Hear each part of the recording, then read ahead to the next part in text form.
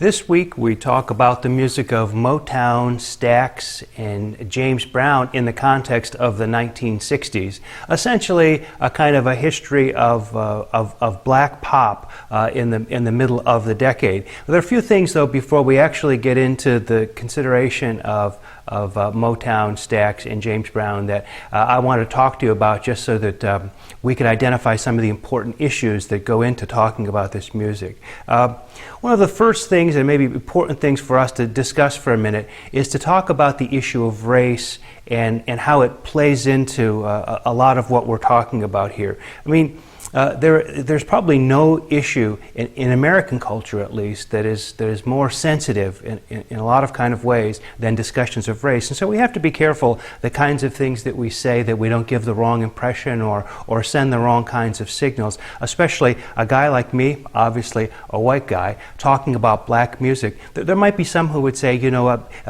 somebody like me could not really totally understand the black experience, and then maybe, you know, not really totally understand the music for what it's trying to say. And, well, that may or may not be true, and people can have their own views on it, but fortunately for us, we don't really have to worry so much about that, because what we're really talking about is the history of black pop as it's seen through the lens of rock and roll. And it's probably fair to say that rock and roll is a style of music primarily directed at least initially, at white teens, and primarily at a white audience. I mean, if one of the failures of rock and roll may be that by the time we get into the 70s, and we'll talk about this in part 2 of the class, rock and roll has become very segregated from black pop, and it's like black pop and rock and roll exist in two very different worlds. So anyway, one of the things that we'll do this week is talk about black pop in the 60s, but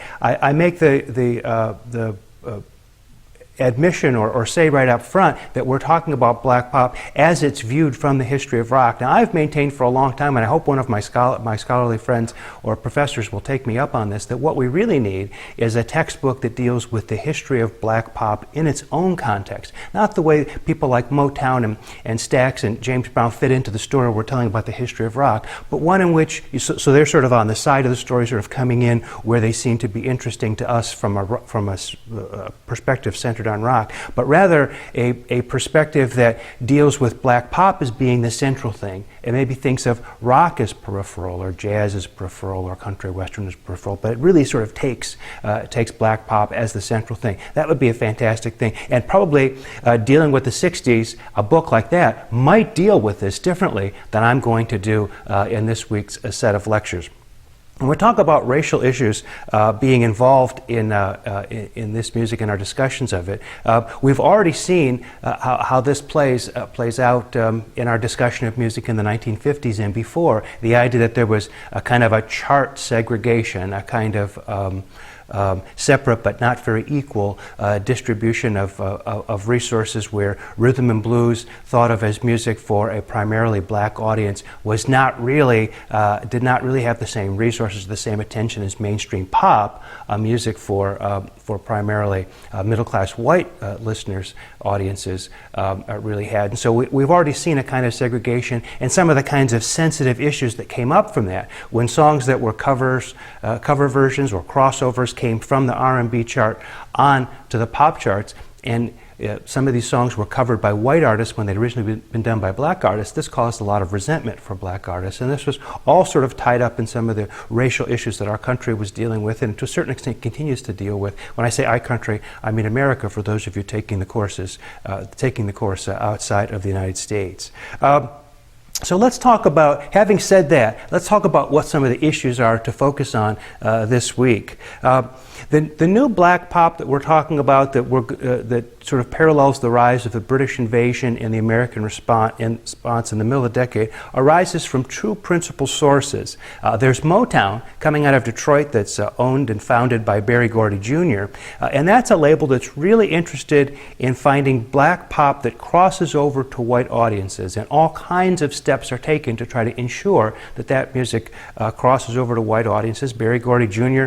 wanting to get the largest possible audience, and so his strategy was go where the money is, and the money really was in the white community, and so he tried to make sure that his artists were able to capitalize on that. The problem with making an effort to cross over to white audiences is that a lot of critics have said about Motown that in many ways Berry Gordy Jr. and Motown sold out its blackness for a white audience. When people make that argument, a lot of times they juxtapose Motown and its crossover tendencies with the music of Southern soul, often just referred to as a shorthand as Stax, out of Memphis. And they talk about that music as being more unabashedly black, making no apologies for its blackness and its roots, and maybe being more authentically black than the Motown music. Now, we'll tell the whole story about Stax in Memphis and how it was really sort of distributed by Atlantic. But the question really comes down to, is Stax music somehow, or the music out on the Stax label somehow blacker than Motown? And you can see why I started this out with a discussion of race, because this is an important kind of consideration, and really it's more of a kind of a critical reception thing. Do people perceive that somehow Stax music is blacker, or more sort of authentically true to the roots of black culture than Motown music is? It's an interesting issue, and one that's much debated in scholarly circles. Now, at the same time, you've got James Brown, for whom nobody has, whatever you may say about James Brown, nobody has ever said about James Brown that he sold out his blackness. In fact, he, in many ways, is kind of an iconic figure in terms of black pride and black identity in the 1960s. So we'll ask the question when we get to the end of this week: how is it that James Brown, who seemed to make no concessions to white audiences, had such fantastic success and actually crossing over with sometimes as much success as a lot of the Motown artists who some people would say were making concessions to white taste. So that's a bit of an overview of what we're going to talk about. Let's move to our first specific lecture now, and we'll talk about the music of Motown.